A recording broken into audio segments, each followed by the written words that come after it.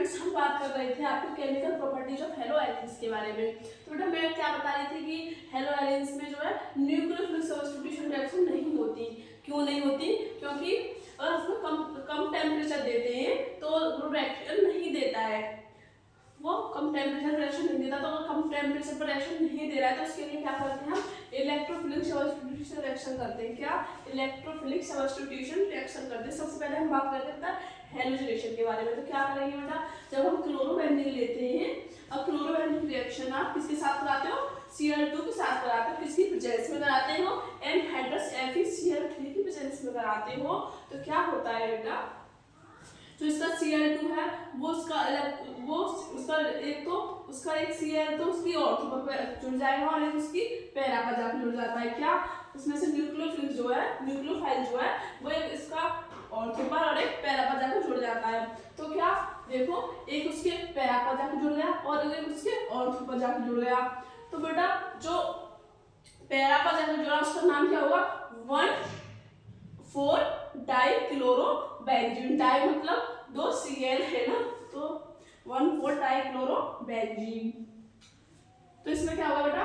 1,2-डाइक्लोरोबेंजीन। बेटा जो पहला वाला जो प्रोडक्ट होता है ना वो इसमें मेजर प्रोडक्ट होता है। ठीक है, तो हम बात करेंगे बेटा नाइट्रेशन के बारे में। नाइट्रेशन में क्या होता है? तो क्लोरोबेंजीन की रिएक्शन आप HNO3 की साथ और कंसंट्रेशन H2SO4 लेते हो तो इसमें NO2 प्लस चार्ज निकलता है, रह जाता है। तो उसमें जो न्यूक्लियोफाइल क्या है? NO2 plus. तो इसका एक NO2 जो है उसकी ऑर्थो पोजीशन पर और एक NO2 उसके पैरा पोजीशन पर जाकर जुड़ जाता है। और जो उसकी ऑर्थो पोजीशन पर जुड़ता है उसको क्या कहते हैं? 1-क्लोरो-2-नाइट्रोबेंजीन इसका नाम हो गया। इसका क्या हुआ? 1-क्लोरो-4-नाइट्रोबेंजीन। मैंने कहा था कि आपको जो पैरा वाला जो प्रोडक्ट होता है वो मेजर प्रोडक्ट होता है, तो ये क्या इसका मेजर प्रोडक्ट है।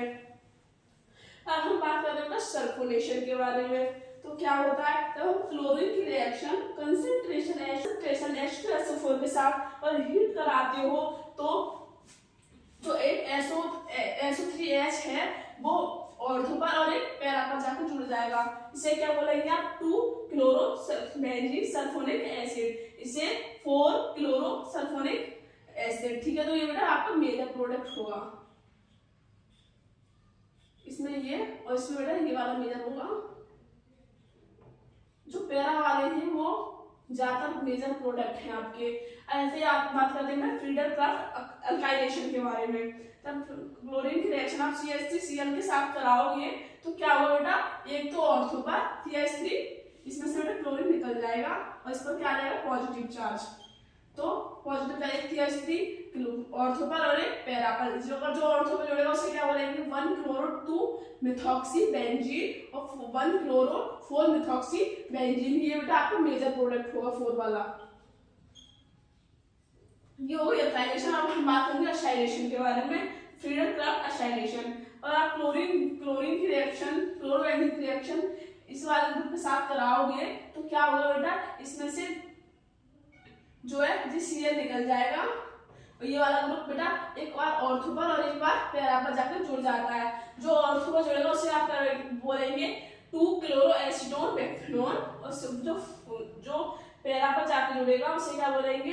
4-क्लोरोएसीटोन-फिनॉल। ठीक है, तो इसमें से 4 वाला क्या होगा? मेजर।